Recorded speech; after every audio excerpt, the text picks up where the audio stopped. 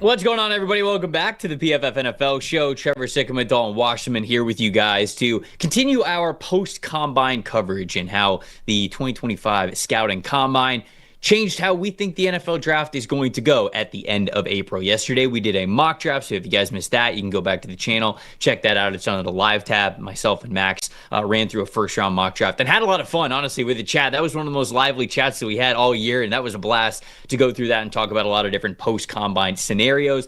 On today's show, we're getting a little bit more into the weeds. We did this a little bit with the mock draft format, but we're going to talk about overall risers and fallers on the PFF big board in the aftermath of the combine. And some of those players are going to be first-round picks, but others are not. And so we wanted to sort of expand it a little bit more and talk about some of the guys that were really rising or falling for whatever reason. Dalton, how we doing today, my friend? You are fresh off a trip to New Orleans for Mardi Gras. So I got to ask you, what was the food item that you consumed the most? I will say New Orleans cuisine. That's what I want to know. Which New Orleans cuisine did you eat the most while you were there? I'm pretty sure I had a chicken andouille gumbo every single day. There was that, and honestly, you know what I was riding a lot this weekend was roast beef po' boys, man. I know everybody thinks about seafood and all that. I'm not the biggest seafood guy, and I know everybody goes, well, how do you go down there and eat that? I'm like, trust me, there's plenty of other stuff to work with. I had steak, roast beef po' boys. I had some of the best of those I've ever had.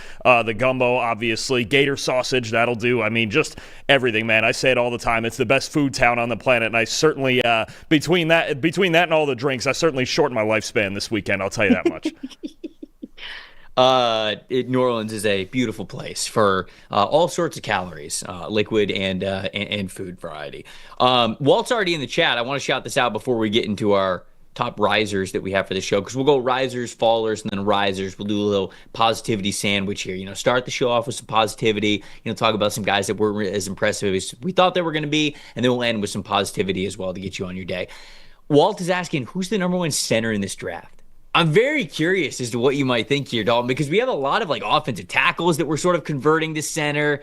Some of the centers in this class, like the true centers, we mentioned going into it. You were just talking about Jonah Monheim a couple of minutes ago, but I still think it's Gray Zabel, even with him being a transition player. And if you want to say, hey, he's not a true center, he didn't play center in college, then I'd actually say it's Jarrett Wilson from Georgia. What do you think about this topic and conversation? I'm with you on both of those picks. If you want a guy who already knows how to play the position and is well taught, obviously I think you go with Wilson, and he showed some great athleticism at the combine. But Zabel's got a lot of potential too, right? It's in that Graham Barton mold of moving from tackle into center. I think he'd be really good for a zone team, even as high as say maybe 24 to Minnesota. And I think with him, we just don't know what position he's going to play yet, right? So if you want a guy right now who already knows how to play center and you cut out that process, it's Wilson, but Zabel's got a lot of potential.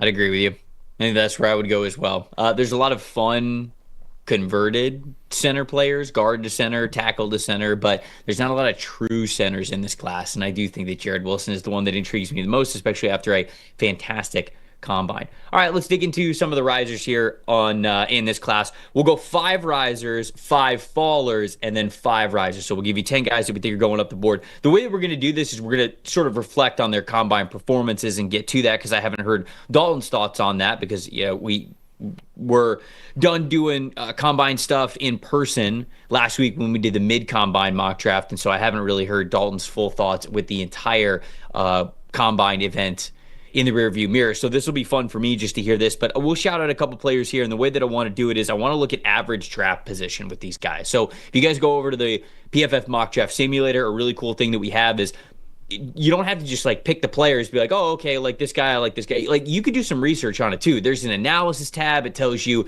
where they've been trending up or down.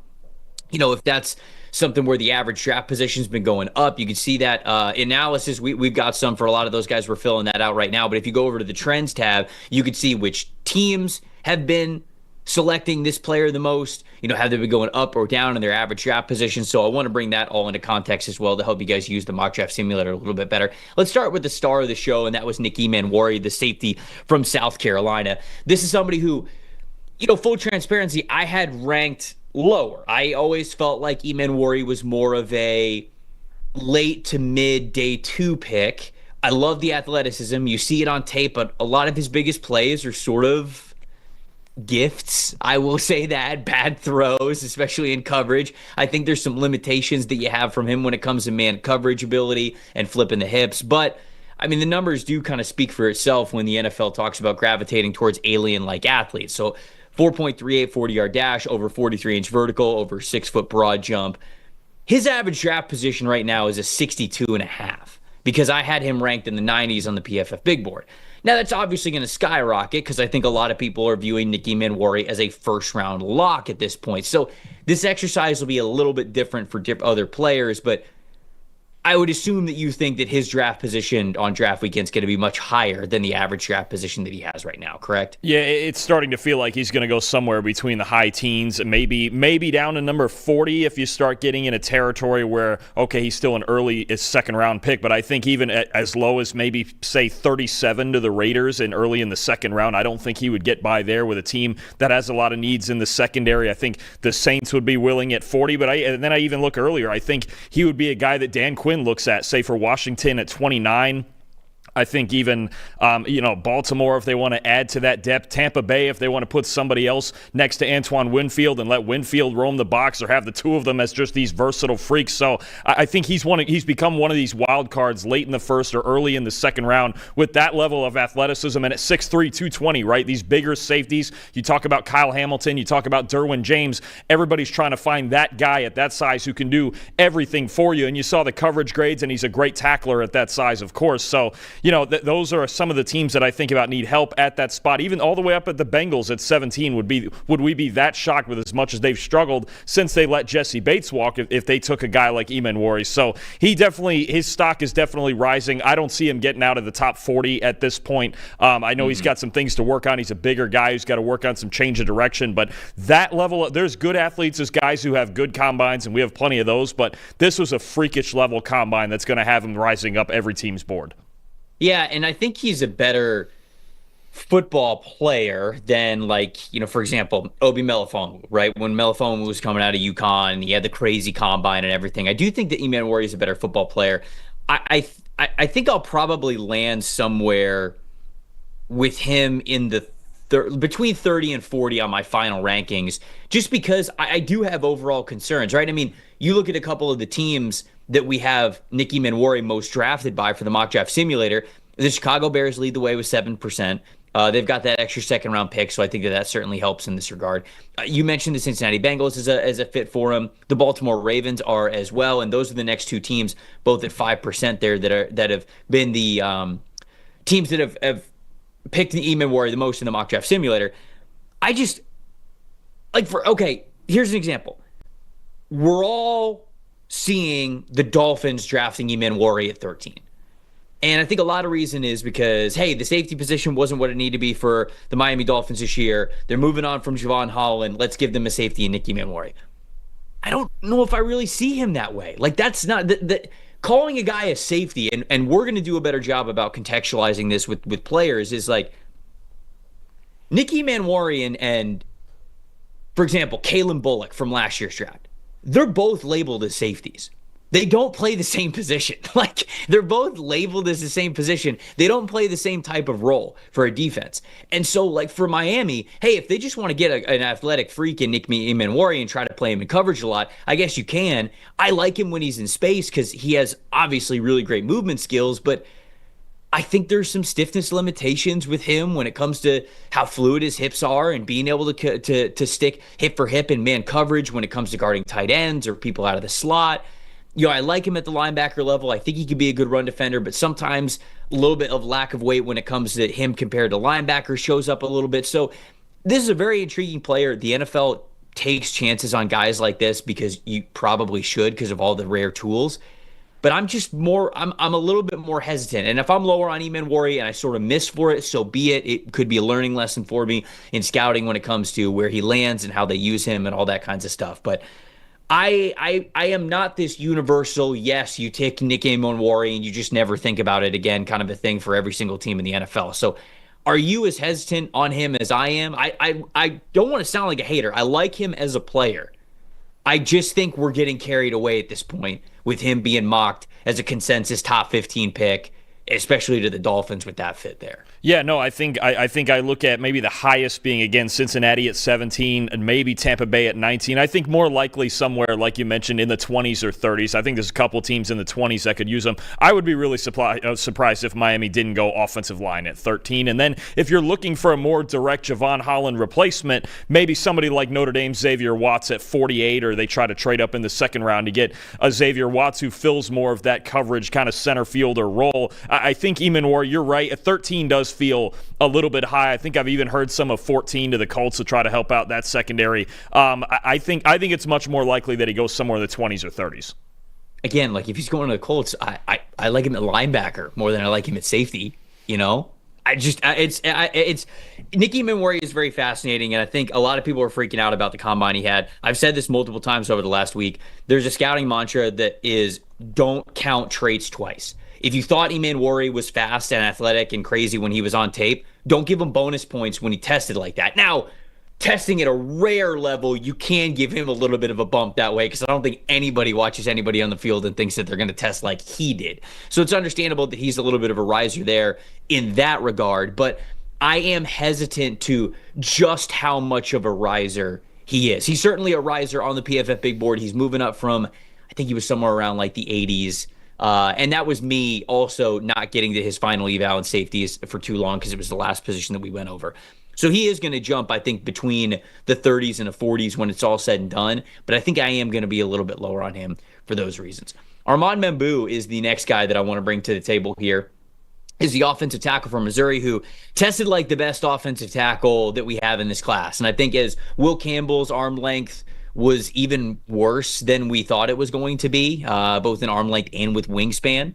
I thought he looked really good in the drills, that he tested really well. All of the athletic and the movement stuff checked out for Will Campbell. But Armand Membou, at over 330 pounds, over 33.5-inch arms, has that 4.91 40-yard dash, that 34-inch vertical, that over 9-foot broad. He is somebody who his average draft position is going to be on the rise. And right now his average draft position is in the first round. It's a 20.2, but I've now moved him up to number 11 on the PFF big board. So you can expect the trend on him to continue to rise up. The team that has picked him the most, maybe this is just Chicago fans' love of the mock draft simulator, but it is also the Chicago Bears at 12% there. And then we have the San Francisco 49ers at 11, with Chicago making two moves to get Jonah Jackson, get Joe Thuney. I don't think they'd be taking Armand Membou at number 10 anymore, but I certainly believe that the San Francisco 49ers are a legitimate possibility for him to go off the board at 11. What do you think about him? Yeah, no, I think San Francisco is the most intriguing team of that bunch. You leave him on the right side, you still have Trent Williams on the left side. I think there's multiple teams right in that range. I look at New Orleans at 9, San Francisco at 11, Miami at 13 should get talked about for sure. Even Dallas, honestly, at 12. I know all the talk's been Ashton Ginty with them, and now all the talk is with the Bears and Ashton Ginty, but I think there's several teams between 9 and probably 16 with Arizona who would really think about Membou. And the only thing that I think about with that level of athleticism is, could he flip over to the other side and maintain that level of production and then become an option for some other teams at left tackle too, right? I mean, I think you've now got a guy who's so young. He's not even 21 years old yet. He tore up the combine, really had the best combine of any offensive lineman, an outstanding zone blocker as we saw at Missouri. And again, the only reason he really didn't play left tackle at Missouri is because they had Javon Foster already there, who was a veteran guy, got drafted, I believe, in the 4th round last year. I think this is someone who just fits in a lot of different places. This is one where I think Membou, he's going to go in the top 16. He's going to go in the first half of the first round. He won't get by Arizona at 16, I don't think, at the very least, to pair him with Paris Johnson and be on the right side there and really establish that running game even further than they already have there. So I think there's multiple teams in that 9 to 16 range that would love to have him, and San Francisco is the one on that board that I think is the most intriguing. I think so too. That it's the spot where if he gets around that range, San Francisco feels like the most likely landing spot. But I will say, man, I think he's on the board for New England at number 4. I put this out there, like Jacksonville at number 5 as well. You listen to James Gladstone and how he really wants to fortify the interior, just the offensive line overall in front of Trevor Lawrence. I don't think it's crazy to think that they could take Armand Membou. I really don't, because you got to remember, yeah, they signed Walker Little to that contract extension. This regime didn't. Liam Cohen didn't. James Gladstone didn't. That was Trent Baalke. That was Doug Peterson. So I think they like Walker Little as a player, but I don't. If you love Armand Membu, you looking at Walker Little's contract extension and going, man, well, we signed him to a contract. That's not going to stop you from making the offensive line as best as it can be for Trevor Lawrence. So I even think that he's on the board for them at number 5. I think the Jets at number 7. So there's a lot of spots where it does feel like he is a top 11 lock. It sounds weird to say like the top 11, but it feels like he's a top 11 lock with how he performed at the combine and the teams that need offensive tackles. We got a couple running backs next that I want to hit on. These risers. Quinshon Judkins is the first one. I mean, when you run a 4.48 40-yard dash, when you have an 11-foot broad jump, I think it was like 38 and a half in the vertical jump, at 6 foot, 221 pounds, that is extremely impressive. And I had Quinshon Judkins lower. If you look at his trends of where he has been picked in the mock draft simulator, for a long time, it was right around the 20s and 30s, as you guys can see there. Like, that's sort of where I had him on the big board. He was my RB1 going into the season. It was basically neck and neck with him and Ashton Jeanty. I kind of quickly flipped that as Jeanty proved to be just unbelievable this season. But I still had him around that range of like 20s or 30s, late first, early second rounder. And then I went back and I watched his final eval, and you see that dip there, and it's because when I watched his regular season stuff, because I did his final eval, I believe it was around mid-December, it leaves a lot to be desired versus what you saw at Ole Miss. It wasn't the same type of player after contact. He wasn't running with that sort of mentality and that attitude with him, and it just wasn't there for him. But then in the college football playoff, him and Travion Henderson really came alive, and then he reminds you the athleticism that he has at his overall size. And so I've moved him a little bit back up the board. I think he's in the 50s now. He's probably going to be somebody who ends up in my top 50 when it's all said and done. I kind of got to go back to the running back room, and I like a lot of these guys. I think I'm just going to bring a lot of them up in general because I was probably a little bit lower than I needed to with them in this class. But right now, his average draft position, I believe, is right around 63. That's going to be higher. I think that he is. I'd love to hear what you think. I believe he's a second round lock now. So him having an average draft position of 63, I think that's going to trend more towards the 40s. And I think we'll probably settle in on him going a lot in the 40s when it's all said and done. What do you think? No, I agree. I think you look at several teams in that mix. I think the Bears, again, there. I guess the Bears are just drafting everybody right now.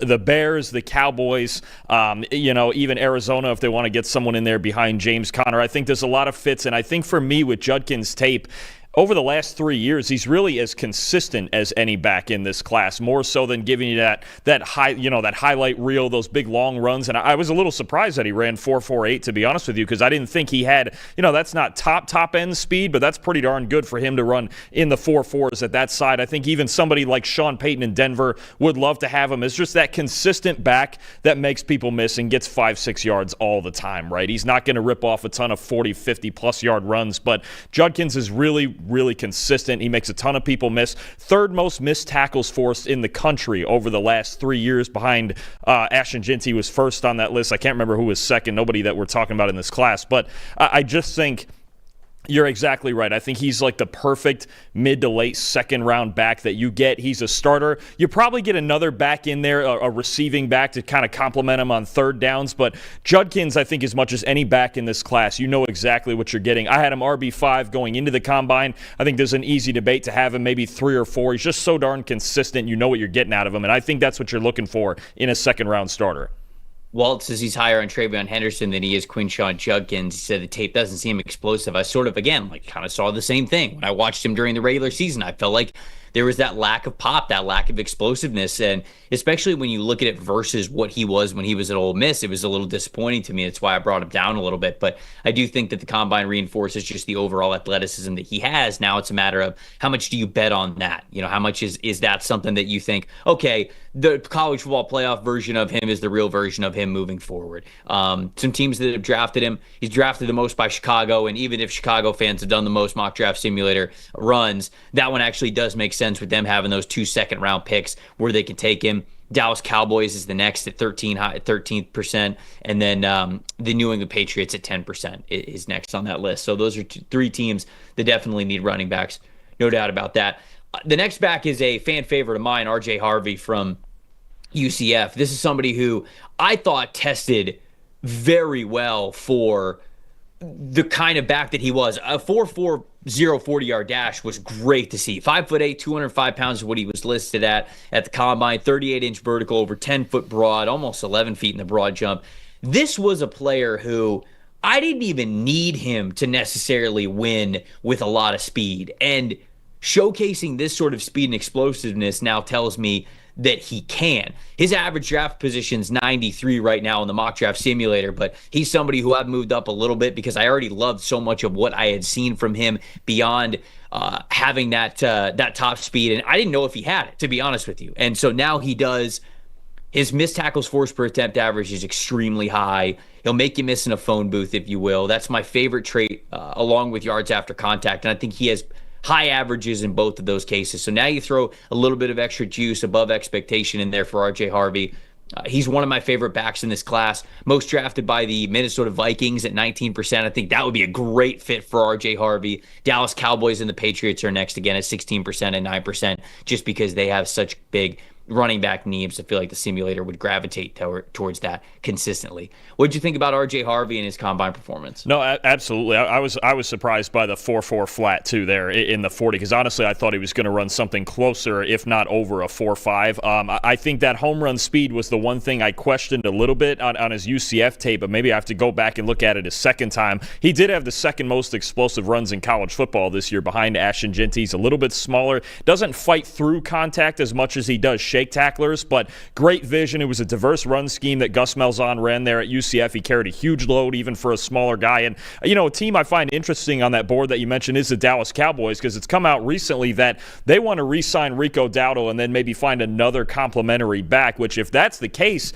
I don't know. I think it's much less likely that they're going to draft an Ashton Jeanty at 12, but Harvey, let's say in the third round, might be the perfect complement to Rico Dowdle there, right? We know Dowdle's kind of a physical between the tackles back. Harvey can get out in space and do a lot of things with that speed that he has. So I think it was an outstanding showing for him. I'm with you. I've always been a fan of him. I had him as RB8 coming into the combine. I don't think that's moving at all, and I think it's only solidified it further for me. I think he's going to be a third-round pick, and there's going to be a team that gets a really nice complimentary back out of him.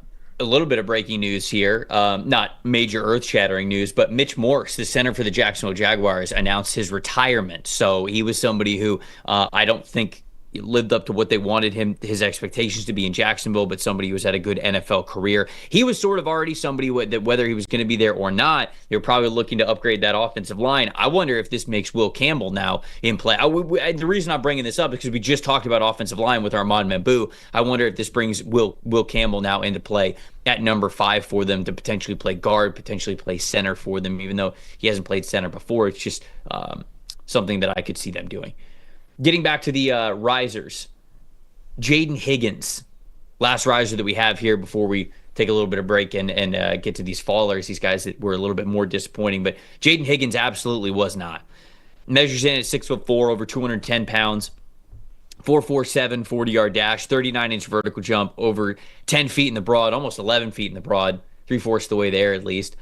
That's explosiveness. That's top speed that, I'm going to be honest with you, Dalton, I didn't really see a ton of on his tape, so I don't factor it in a ton because he wins still with great reliable hands, good releases, high football IQ. But when you throw in the fact that, like, hey, if I need him to go run a vertical route, now I've got a little bit more faith that he's going to be able to create that vertical separation, it does make you feel good, and that's why he does have to be a riser here, in my opinion. Yeah, and he doesn't just create that separation just from speed. He knows how to use the spacing and how much space he has on the sideline to separate horizontally within those routes, too. I think that's something that gets underrated when you talk about guys getting themselves open on go balls and vertically and things like that, is adjusting vertically and having the body control and the spatial awareness to find the football and just get, again, with his size, he doesn't need a whole lot of separation, right? You're talking about a guy who's 6'4", who can go up and get it. I think Higgins really helped himself here. I think you're going to see Jaden Higgins taken in the second round. You're going to get a team that sees him very much in the same role. I know it's the same name, but as a T. Higgins who can win over the intermediate parts of the field. He had a perfect 99.9 intermediate receiving grade this year. Only 7 drops in 4 full seasons of college football. Outstanding hands, great body control, really good vision to find the football down the field. So I think he's going to become a very reliable target. I don't know if he'll be necessarily a wide receiver one on the level of, the superstars that we have in this league, but you talk about Jaden Higgins possibly developing into a really good number 2 receiver. I think all the numbers are showing it. His production shown it throughout his whole college career. He's going to be a really reliable player.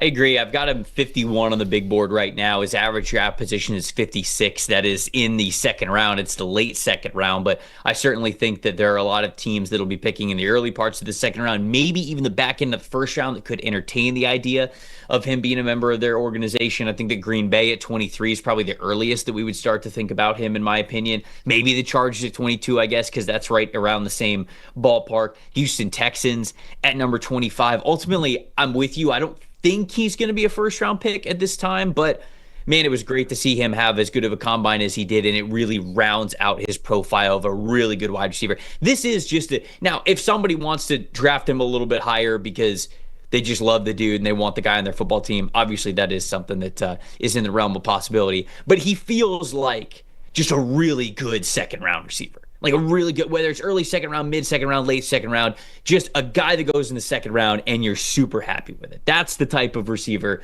that Jaden Higgins feels like. When you look at some of those teams that have drafted him, Green Bay Packers are at the very top of that list. 15% of the time he is getting drafted. He's getting drafted by the Green Bay Packers. Pittsburgh Steelers are next at 9%. And then the New England Patriots once again at 8%, because that's a team that definitely needs some wide receiver help as well. So Walt is asking, is Higgins Mike Evans 2.0? He said, I've got Higgins as wide receiver 5 in this class. I don't see him as that caliber of a player.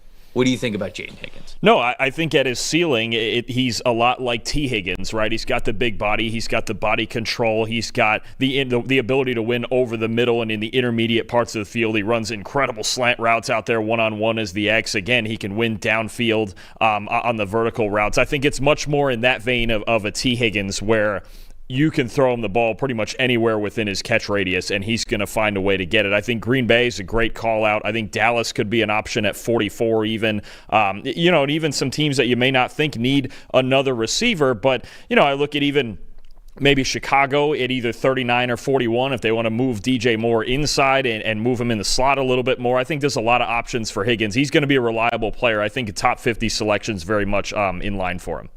All right, before we get to some of the fallers, some guys that didn't perform as well as we thought they were going to at the Combine, and now we've got a little bit of questions for them and their projections moving forward. What's your child's future success look like to you? Parents out there, whether it's, traveling the world, having a great job, great house that they're very comfortable with, whatever it is, you can help them achieve whatever those dreams are, big or small, with Fabric by Gerber Life. Making a contribution to your child's future today can help give them the means to pursue whatever they want to in life. Fabric by Gerber Life was designed by parents for parents to make it easy to plan for and manage your family's financial path. With the Kids Investment Account from Fabric, you can start investing in your child's future today. Your kids can't invest while they're minors, but this Kids Investment Account allows you to invest on their behalf and gives their investments more time to grow. Whole thing is online. Managing your child's account, very easy. It's right on your phone. Starts with just $20, no contribution limits. It's got tax advantages to it. Funds are SIPC insured up to $500,000. Plus, there is a no commission, low, flat monthly maintenance fee that you really don't have to worry too much about. Funds can be used for basically anything: tuition, sporting events, tutors, music classes, whatever that is. And then when they're adults, maybe it's helping them buy that first house, the first car, starting a business, traveling the world, whatever that may be. Join the thousands of parents who trust Fabric to help protect their family. Start investing in your child's future today at meetfabric.com/PFFNFL. That's meetfabric.com/PFFNFL. meetfabric.com/PFFNFL. Portfolios are managed by Fort Washington Investment Advisors Incorporated. Additional services provided by Apex Clearing Corporation. All investing is subject to risk. Learn more at meetfabric.com. All right, talking about some players that I feel like are fallers here on the PFF Big Board for one reason or another. We're going to have a little bit of conversation and contextualize sort of why that may be the case. Tez Johnson from Oregon is the first guy that I've got to bring to the board. Now, I want to say this. Tape is the most important. And Tez was open a lot this season, whether it was at Oregon or whether it was at the Senior Bowl. I don't think any of that changes. But when you are as small as he is, 155 pounds, there's no players in the NFL that are only 155 pounds, and you run a 4.51 40-yard dash, it just doesn't bode well for you being drafted very high. In order to be an outlier that is drafted high, you really have to be a standout athlete. And so I think that there could have been rumblings of Tez Johnson maybe making it into the third round because of how well he played this season and how well he played at the Senior Bowl. His average draft position right now is 88. That's at the tail end of the third round. Dalton, I don't think an NFL team is going to pick him before day 3 now. And I just think that is that's going to be the case given how he tested at the combine. What do you think? I agree, and there's another number thrown in there that was on the screen. A 5.9-yard average depth of target was the 10th lowest in the country this year. So it's not only how much room do you have in your offense to fit a physical outlier like this, right? Because even Tank Dell floated at, around 170 pounds or 168, was it somewhere in there? I mean, if he was up where was Tank Dell? I'll look this up. I thought he was floating around 170 maybe, which is still obviously very, very light. But, 154 pounds on an NFL field, like you said, it's nothing we've ever seen before, and he only runs a 4.5. He doesn't have the long speed. He was excellent in the agility drills, which is kind of expected. He's really good in short areas. But how much room do you have in your offense for a player this small? And then how much room do you have schematically for a player, like I said, who had less than a 6-yard average depth of target? So doing all of his work with design looks and screens and doing things after the catch in Oregon's offense, which vibes with him having Bo Nix and Dylan Gabriel as his quarterbacks the last 2 years, right? Just kind of the system and everything that they allowed him to do, tearing apart those zone coverages underneath. But what happens when somebody in the NFL gets his hands on him, right? Can he break through the physicality? I know he was really good at the Senior Bowl, one-on-ones especially, but it's different when you get out on an NFL field and you have to deal with it every single snap in the slot. So I do think you're right. He's definitely a day 3 pick now with that measurement coming in officially, and the 4.5 40. Look, he's not going to have those long strides, right? As a smaller guy, he's not going to have that long speed, and that's not really how he won very often at Oregon anyway. He wasn't a guy who was going to take you down the seam or get go balls over the top. He was going to work after the catch. So if you have room in your offense for a player like this to use him maybe 20 to 30 snaps a game, I think that might be worth a day 3 pick still in round 4 or 5. But it's certainly I'm in the boat where I don't always count out outliers or guys who are below average in one trade or another, but that's to the level where it makes it really difficult to use an early pick on him. No, and you shouldn't. Again, combine numbers don't make the tape that you watch now fake. Like, it's not like it was, fool's gold, smoke and mirrors. Like, it happened. So the tape is what matters most there. But And I want to, the chat's correctly pointing this out. Tank Dell was 165 when he showed up at the combine. So that was 10 pounds heavier than Tez Johnson. But the 40-yard dash really wasn't that different. Tank Dell ran a 4.49. Tez Johnson ran a 4.51. Like, that's just truly a fraction. It's basically the same thing. But I do feel as though Tank still had more juice. Like, Tank was still twitchier, had more short area explosiveness. I think Tez is quick for sure, but I think he's more smooth than Dell was as a route runner and a cutter. So I just cannot see him getting drafted in day 2 anymore. I do think that he is a little bit of a faller in that regard. Some people in the chat are like, hey, Tez will be fine, don't worry about it. I agree. I don't think that he can't be productive in the NFL, but I think it's going to be much more to the tune of a 4th, maybe 5th round draft pick now instead. This is one that I'm very curious how you feel about this. Caleb Johnson from Iowa. Now, Caleb didn't do a lot. He only ran. He didn't do the agility drills. He didn't do the vert. He didn't do the broad. And he's a bigger back. I want to make that very clear. 6'1", 225. So we take that into account here. But the 4.57 40-yard dash and the 1.62 10-yard split, I'm going to be honest, Dalton, I thought it would be better. Like, I thought he would be closer to, honestly, around where Quinshon Judkins was. And he was a whole, fraction of a second off in that regard. And I feel as though he's a little bit of a faller here. Maybe not as much because I was disappointed with Caleb Johnson's combine, but more so there were a lot of other backs that performed very well. Whether it was Judkins, who we already talked about, Travion Henderson tested very well, Omarion Hampton was great. Yeah, Cam Scatterbo didn't really do anything, but at least he did the vertical jump, and it was a 39.5, which showcases some really good explosiveness. We talked about RJ Harvey. We talked about DJ Giddens as well, that guy from Kansas State and how well he tested. So to me, it was almost just like Caleb Johnson's getting lost a little bit in the shovel here. Maybe it doesn't matter because as a zone runner, if you give this guy a lane, he still, I think, could be fantastic in the NFL. But in terms of where he's going to get drafted, I feel as though he left some meat on the bone with what we could have seen from him at the combine relative to expectations. Am I being a little too harsh on that, or what do you think about Caleb Johnson? No. Honestly, I thought if you gave me those two times that you mentioned, Judkins had at 4.48 and Johnson at 4.57, I thought they would have been flipped. I'm with you. I thought he looked faster on tape than that, especially as decisive as he is in that zone running scheme at Iowa, and I still think he'd be a fit somewhere, say, like the Minnesota Vikings. He would still be a fit in one of those Shanahan schemes, but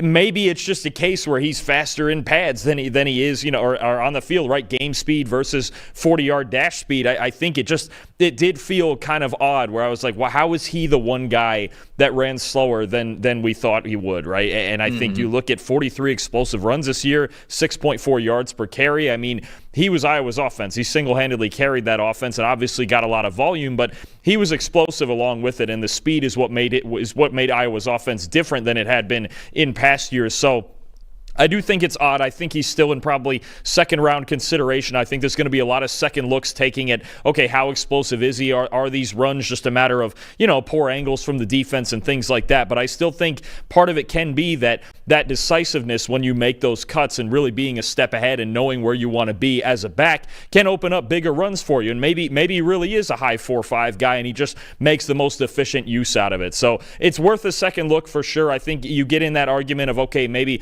I had him as RB4 just ahead of Judkins and Henderson. Maybe he moves down to 6 or 7 in that range instead, but he's still a really good player in a stack class that I think is going to go at least in the second round. Yeah, I don't think that it's not that I'm saying that he can't play in the league. I definitely think that he can. And you look at the teams that have drafted him the most, once again, obviously Chicago, because it's going to be the case with basically any running back because the team needs a running back and they got a lot of picks for it. So Chicago is drafted in the most at 20%. Then it's the Cowboys with their running back desperation need at 11%. And then it's the Minnesota Vikings at 9%. I love his fit with the Vikings, as a landing spot for him there. And I think that could make a ton of sense. It's not that I don't really think that he could be a productive player. It's just a really crowded running back room. And when you're jockeying for position to just have that little edge over the next guy to get drafted as, RB3 or 4 or 5 or 6 or 7, the margin between RB3 and RB7 might be pretty small. But when you don't stand out the way that we thought that you were going to stand out, especially at the combine, that at least to me makes it feel like, okay, he's maybe less of consensus RB3 for NFL teams. Maybe he's a little bit lower. So I don't think it takes away, again, what we've seen on tape for Caleb Johnson. I still love him for an outside zone running scheme, but I did think that he was going to test a little bit better. Not going to lie. Joshua Farmer from Florida State is another guy who is young. He's still figuring it out. I still think that his future is bright in the league, but somebody who I think is a really stout and strong run defender who I wanted to see a little bit of extra juice from. He's built really well, but I just don't feel as though he had as good of a combine as he could have. 6'3", 305, so right around that 305 number. 5'11", 40-yard dash, just a 29-inch vert. You see lower PFF grades this past year in 2024. A lot of the times when he is getting drafted in the second and third round, it is off of potential. You see 0 games with a career 80 or higher grade. I had him falling a little bit here in the most recent post-combine big board update because I liked a lot of the potential. I felt like he could have tested really well, and he just didn't. So it's more of a, okay, are we thinking too much of this player on what we believed could be and now what might be reality for Joshua Farmer? And so to me, it's more of getting back to that level, and him getting picked at 77, that's still a third round pick. It's just not in consideration in a really good interior defensive line class to be a late first, early second rounder like I feel some people were talking about him as. So he's just a little bit lower now for me. Yeah, no, I agree. I think he's not all that consistent. He doesn't have necessarily the explosiveness, and that kind of showed at the combine. Look, I think what he's got is length and power. You mentioned as being a really good run defender. I'm curious where you're at even on his alignment. Is he something more like a 5 technique, a 3-4 defensive end who can kind of lock and load like that and be an early down run stopper? Can he be a 3 technique? Is he quick enough to play inside and shoot gaps like that? I'm kind of in between on his positional alignment, and I think part of it too with him being this high is, look, we've seen a ton of good players the last couple of years come out of that Florida State defense, right? Even this year, there's another one in Azareye'h Thomas. We saw Jared Verse and Braden Fisk last year, both going to the Rams, Renardo Green, Jerrion Jones. I think there's an element where he was a good player on a fantastic defense, but it's a little less consistent with Farmer than, say, somebody like Braden Fisk last year, right? When you watch his tape, Braden Fisk, 100 miles an hour on every snap. He can line up anywhere. He's a really good athlete. It just doesn't quite show like that for Farmer to me. Obviously the combine or in his tape, I think there's a lot of inconsistencies. I think he can be a useful piece in the right defense. I even think about, say, a team like, an Arizona Cardinals in Jonathan Gannon's system who can take on those 3-4 type defensive ends, right? Or maybe the Eagles can take him late in the second round and go, okay, this is another guy who, when we want to get in that 5-man front with Vic Fangio, this is a guy who can put in that 3-4 defensive end spot, help me stop the run with 2 safeties still back. So I think there's a place for him in the league, but I'm with you. I don't think it's in that late first round range or maybe even in the top 50. Yeah, I like him the most at 3 tech because I feel like he's built like a 3 technique defensive tackle. He's 6'3", 305 pounds. He's got those long arms. The chat's calling it out, and they're totally right. 35-inch arms, over 35-inch arms. That's 97th percentile for the position. So for you to be able to have that size and length at a 3 technique, I feel like that's your best spot in the NFL.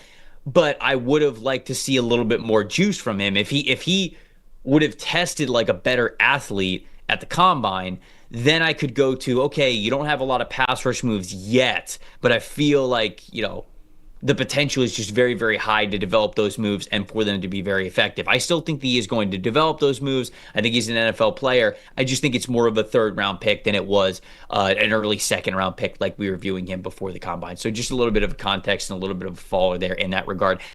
I think that Will Howard is also a faller from this past weekend. And I don't necessarily think that it's anything on Will. I think a lot of people are putting too much stock into him not looking great when it came to the on-field drills. You're throwing to wide receivers you've never thrown to before. They're trying to run full speed. You're trying to throw it with a lot of juice on it. It has the potential to look bad. It does. So I'm not really getting on Will Howard for his combine throwing performance. To me, the reason why he's a faller post-combine is because I didn't hear a ton of buzz for him as that QB3, that 3rd quarterback in the class, and I wondered if he could be that. And I heard a lot more buzz for Jackson Dart, for Jalen Milroe, for Tyler Shuck. Riley Leonard, I think, even got a little bit more notoriety around Indianapolis, I felt like, than Will Howard did. And so to me, he's a little bit of a faller, more of my own perception, to where I felt as though the league would have been higher on Will Howard. And it just feels like it's still very much a toss-up for where he could end up going in the draft. There's a lot of this. I think to me it just shows the lack of depth with this quarterback class. And I honestly, at this point with ranking them, I've said this before, beyond the first 2, beyond Shedeur Sanders and Cam Ward and whatever order you have them in, I really don't know what to do with the rest of them at this point. I know Jackson Dart's kind of emerged as the consensus QB3, but even him, there's a lot of questions that we've talked about on this show. And I think it's going to be interesting. I think as far as a fit, I wonder if maybe Chip Kelly in the Las Vegas Raiders would take a flyer on him, either at 68, at 73, maybe if he dropped to 107 early in the 4th round on day 3. But I just think as a whole, I know we want it because of it's quarterbacks, and last year we had 6 guys in the 1st round. Everybody's looking for that legendary quarterback class, but you're not going to get that every year, right? I just don't think. I think this is going to be the time of year where we get the depth of this class overblown. I really believe you have two, maybe not surefire guys, but two guys who are first-round guys. And I was looking into this some as far as the depth of draft classes that we've had, at least with some PFF data. And I'm going back here to 2004. Obviously, our data started in 2006, but I'm looking at classes with more than two quarterbacks who played at least 1,000 snaps and had at least an 80 career grade, right? And since 2004, I've only got 5 classes. The 04 class with Eli Manning and Big Ben and Phillip Rivers. 2012 with all those quarterbacks. 2016 actually with Jared Goff, Carson Wentz, and Dak Prescott. 2018 with Josh Allen, Lamar, and Baker Mayfield. And then 2020 where there was 5 of them right now that are currently sitting there. But you look at the gaps in that, that's 5 classes out of the last 21 where we have more than 2 quarterbacks who were really productive players in the NFL for a while, right? So I think that's just the scarcity of the position is something we have to remember, especially coming off of last year where there was 6 first-round picks and at least 3 of them played really well, maybe even 4 of them. I think we need to calm down on trying to push these guys up, especially the guys beyond the first 2, right? Because there's even people have questions even about the first 2 with Cam Ward and Shedeur Sanders and where would they have fit in last year and all that. This is just where we're at now, and I think you're seeing, with Will Howard, you saw some of the flaws in the accuracy. Doesn't have a great long track record when it comes to non-play action passing coming from Kansas State and last year playing with the best set of weapons in the country. So I like Will Howard. I love his intangibles. I think, Ryan Day actually said it best. When his feet are set, he can be really accurate, but it's a bunch of guys who need work. And I think we just have to remember to tamper. I know we don't want to because that's what drives TV ratings, but we got to tamper it down with the expectations on the depth of this quarterback class. There's going to be a lot of guys that are taken in day 3, even though there's some of the bigger names in college football. We will not get more than 3 quarterbacks taken in the top 100 this year. And I don't even think it's a guarantee that we get 3. For as much as we're trying to hype up Jackson Dart or Jalen Milroe, things like that, like maybe one of those guys. To me, it all sort of depends where Shedeur Sanders goes. Like if Cam Ward goes 1 and Shedeur goes 2, well, all of a sudden there's 2 quarterbacks that are off the board. I could see one of Jackson Dart or Jalen Milroe going somewhere in round 2 or 3 at that point to give you a third quarterback. But to be honest with you, if Cam Ward, let's say, goes in the top 5 and Shedeur Sanders goes late first or like second round, those are the only 2 quarterbacks we're getting. The rest of these guys they're going to be day 3 picks. They're just going to be day 3 picks. And I think that's just it's a Will Howard as a faller is more of, I think, a representation of the class. So I hate to kind of like call him out specifically. But again, I felt as though, hey, was he going to be in that conversation with some of those top guys? And it doesn't feel like he is. And then it also just feels like a lot of those guys are less appreciated by the NFL than maybe we thought they were going to be just because of quarterback desperation. The last faller that I had that I wanted to talk about was Tyler Booker, the offensive lineman from Alabama. Athletic testing for offensive linemen doesn't always mean everything. But for Tyler Booker, in my opinion, it does mean something. Because what did Bama have him listed at? Like 6'4", 340 or something. What wasn't he? I mean, he was huge when he was listed at Bama. He weighs in at 6'4.5", 321. So I feel like he was a lot lighter. Do you have his number right in front of you? Did you look this up? What was he listed at when he was at Alabama? Alabama this year listed him at 325.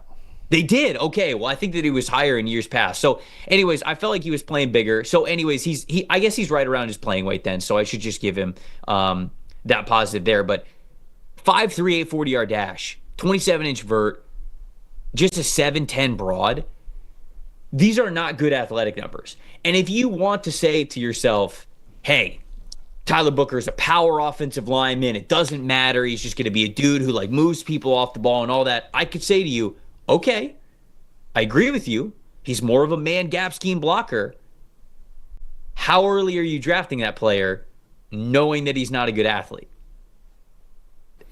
I feel like there's a big disconnect, Dalton, with where I view Tyler Booker and where the NFL, it feels like, views Tyler Booker, because we're seeing him in mock drafts at 10 overall to the Chicago Bears, 11 overall to the San Francisco 49ers, 13 to the Miami Dolphins. That's way too rich, in my opinion. I have Booker ranked 45, I believe, is where he is on the board. I feel like that is totally fair. And I am seen as, and PFF is seen as, the outlet that is the lowest on Tyler Booker because of a lot of the projection that we have for him as the first round. If you run primarily a man gap scheme blocking concept, okay, like I can understand him maybe being a little bit higher on your board, but we talk about this all the time too. Just because you might be a majority man gap scheme blocking, run blocking concept, you're still running mid and outside zone all the time. The split might be like 60-40, 70-30 at a max. So you still have to be an athlete to play offensive line at the NFL level. And I just don't think that Tyler Booker is a very good one. So a powerful dude, a smart dude, somebody who could be a great like culture fit, character fit, chemistry fit along your offensive line, I will give him all of that. I have heard rave reviews about who he is as an offensive lineman, how he approaches the game, and where he fits within an offensive line scheme. But in terms of just his overall talent, I think it's totally fair to see him as a mid to late round second round pick or an early third round pick. But it feels like we're just getting really carried away from him. So to me, he's a faller. Not to us at PFF, but maybe to other people who thought of him as like, okay, yeah, he's going to be this top 15, top 20 pick. I don't know how you're drafting an athlete like that along the offensive line in the top 20, but that's just me. I'm with you. I don't think you are unless you're reaching a bit. And you mentioned it. Look, that range in that 40s range, there's plenty of really good fits for him too. If he were to go there, I look at Dallas, I look at Indianapolis, I look at Arizona, I look at Cincinnati, and I think the thing for me that jumped out when I went and watched Booker's tape, and he's a good pass protector. Obviously, he's really strong. He's good in short areas. Obviously, the intangibles people say are off the charts, but I thought he moved better in his freshman year in 2022 than he did in the subsequent years. I think his feet have actually gotten slower as time has gone on at Alabama. And look, this is kind of something we've seen from Alabama offensive linemen in the past, isn't it? J.C. Latham last year, Alex Leatherwood. I think back to the days of a Chance Warmack. Like, They've always had these bigger, less athletic offensive linemen, and some of them haven't worked out the way that they were supposed to in the NFL. So I'm with you. I think if you look at Booker's tape and you look at even for a guy that big, not the best, not the most consistent run blocker. You mentioned it can kind of downhill would be the preference. So I do think there's a lot of fits, and I think a guy like that, it really speaks to the interior offensive line class, even if we're excluding the tackle converts for a minute. When you talk about him or a Donovan Jackson or a Tate Ratledge or Jared Wilson at center, you have guys who can be starters, but there really isn't a pure superstar interior offensive lineman in this draft unless you're thinking about, like you've mentioned before, Will Campbell or Kelvin Banks playing inside. So I think it really represents that we could have not a single true interior offensive lineman taken in the first round. And I think for, this, it kind of just is what it is. It could be a better class next year, especially at center. But if Booker even is the best player, he still may not be a top 32 player. And that's fine. Again, I think there's places that he can go and help teams as a starter in the second round, but I don't see him anywhere near, say, the Quentin Nelson level type of prospect that maybe he was built to be, like you mentioned, at certain points, 10th overall to the Bears or something like that. Yeah, so he's ranked 48 on the big board, so he's moved down a couple of spots. I think that's sort of just by proxy of me moving guys up on the big board after the combine, so he did fall a little bit there. But it was more of like hey, are we about to watch Tyler Booker, really play well or perform well at the combine? Am I going to have to sort of second guess what he is as an athlete? Am I going to be higher on him and get close to where consensus is on him? And that just was not the case. So you look at his average draft position, it's 40, so it's a little bit higher. I think that's a product of a lot of people who are doing mock drafts manually, drafting him a little bit higher. But I'm very comfortable with where I have Tyler Booker ranked. I'm not going to lie. Which sort of goes into, so let's get back to some guys who are risers on the big board. Jonah Savanaia from Arizona, who, if I'm still not saying his name perfectly correctly, Jonah, I'm sorry, I'll just reference him as Big Jonah as we're talking about him here on this show.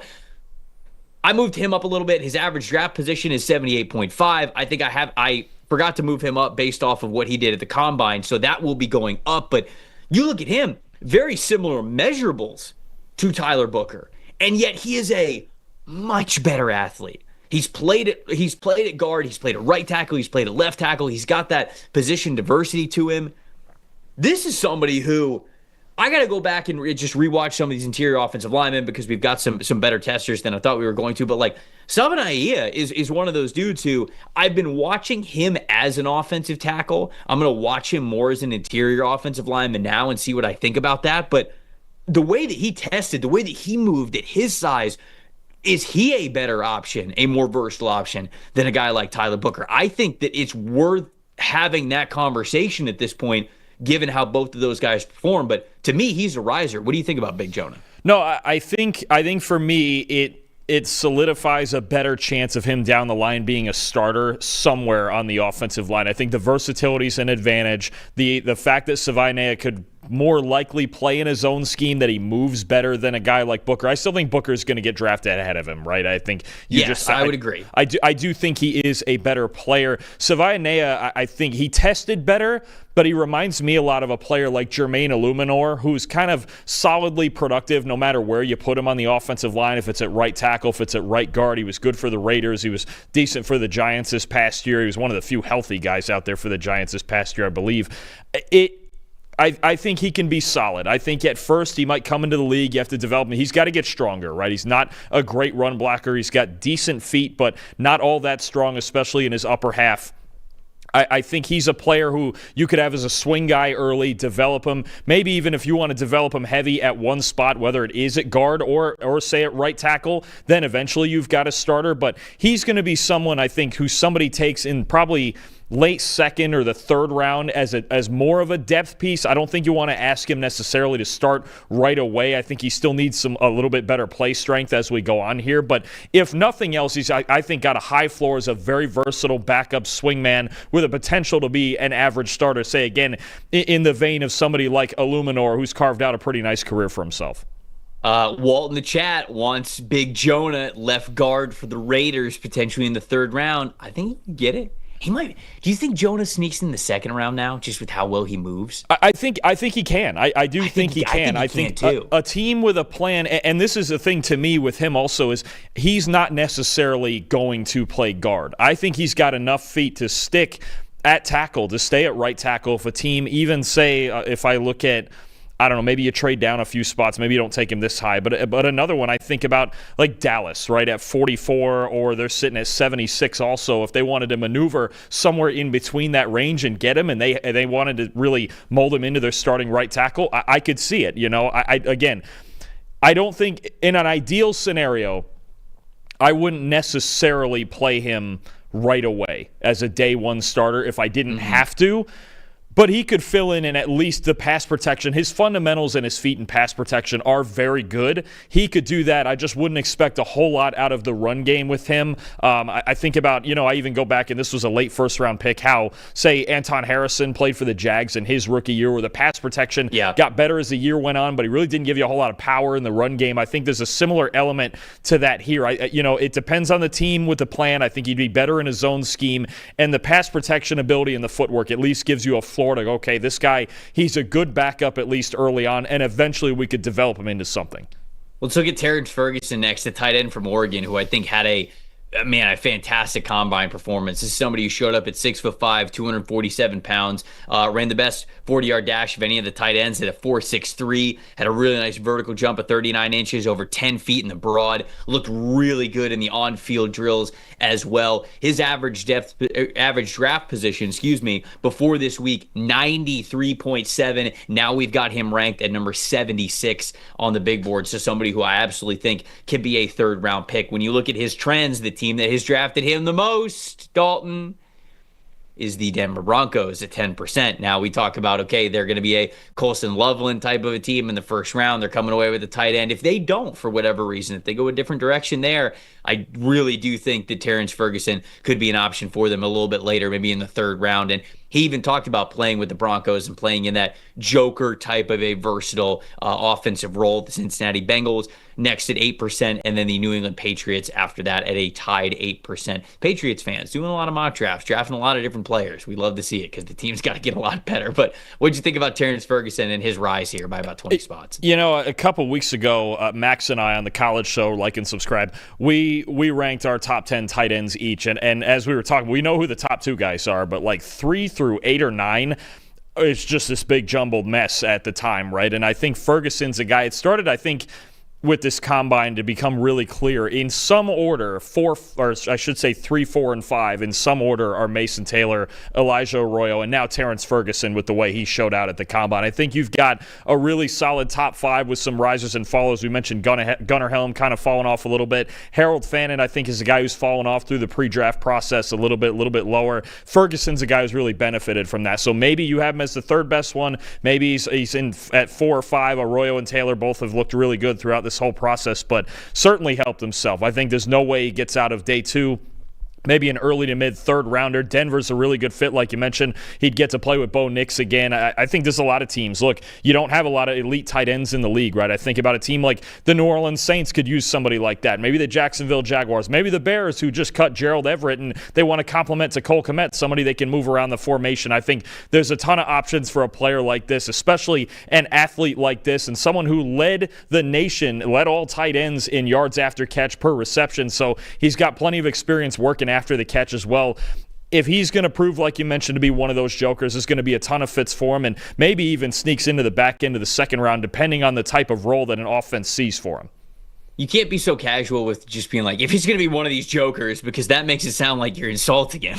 Oh, no, not one bit. In football, you already know, that's a compliment in football. You call a guy a joker, a psycho on a football field, that's the ultimate compliment. Look at this joker. You know, it doesn't really sound great. We need a joker graphic, I think, for these guys. That's what we really need. We need to get the guys on that, just like a big joker card with Terrence Ferguson, just right there. What do you think? Or there's several other guys too. We could get graphic idea. Maybe we have that. That's an episode. Top 10 jokers in this draft. I think we could make that happen. The SEO would do magic itself right there. But actually could be a fun episode that we might have to get into. My boy, Donovan Ezraku, Donnie, he's another riser that we had to talk about here on this show. Average draft position of 31.4, so right around that fringe first-round pick type of player. I've moved him up to number 16 on my big board. 6'2.5", 248 pounds is what he measured in at the combine. 34-inch long arms, but then you see that 3-cone drill, the short shuttle as well. Both of his agility drills, the 3-cone and the short shuttle, above the 90th percentile for the position. Then you throw in, okay, he had some pretty good explosiveness numbers as well. He didn't jump out of the gym with the vert and the broad, but almost a 12-foot, almost a 10-foot broad jump. If it was 12, we'd be having a different conversation here. We talk about him going 8th to the Carolina Panthers. 35.5-inch vertical, but such a productive player. You see on the screen there, 60 pressures, 14 sacks. Elite pass rush grade last season. Elite pass rush grade on true pass sets. This is somebody who I just think is a damn good football player. And to be honest with you, I think he's going to be in conversation for a lot of teams. And that second half of the first round is going to be the Philadelphia Eagles, the Detroit Lions. Those are the teams that have drafted Ezraku the most there at the back end of the first round. But I think that he could go even higher than that. I think the Tampa Bay Buccaneers at number 19, you start to think about it for them. The Los Angeles Chargers, given them moving on from Joey Bosa, potentially losing Khalil Mack. I think that is an option there as well. There's just a handful of teams that I think that he can make a lot of sense for. And then, of course, you get to Baltimore, you get to Detroit, you get to Philadelphia, all of those teams I think he will be on the board for. But he's a riser because I think he can go even higher than that. If you're getting him up in that 16 range, you start talking about even Atlanta at 15, who needs a pass rusher more than just about anybody and needs an elite one. If they feel like he's an elite one, if you're talking as high as 15 overall, you're getting into some real high praise here for Ezraku. And I think the thing you have to like the most about him is the polish in just the plan of his pass rush, right? He just always is a step ahead of these offensive tackles in what he wants to do. And you mentioned the true pass rush grade, 12 sacks this year against true pass sets, most in the country. So, I mean, you're talking about a guy, when you have players who everybody knows you're rushing the passer, and you can pin your ears back, and you can still have that plan even as tackles are getting in their set, and you're still beating them, you've got a really good football player. The other one I want to mention, you mentioned a couple NFC North teams there, but keep an eye on Green Bay, too, at 23 with Jeff Hafley, his former head coach at Boston College. Maybe just thinking about connections. Everything's all about connections, and if he's sitting there at 23 with Green Bay, who has an edge need, they also have a need at corner, but when you know a guy and you really, really like him and you know what type of player he is inside and out, you're a little bit more likely to take him. So I would watch Green Bay there at 23 also. Like anything in life, sometimes it's about, who you know. Getting a little bit of help there to get pegged a little bit higher in the NFL draft as well. We'll end the show with two more Iowa State guys. Very great showing from the Cyclones at the 2025 Scouting Combine. Jalen Knoll, the wide receiver, opposite Jaden Higgins. He had an unbelievable day as well. Just extremely impressive numbers that he had across the board athletically. 4.39 40-yard dash, 41.5-inch vertical jump, over 11 feet in the broad.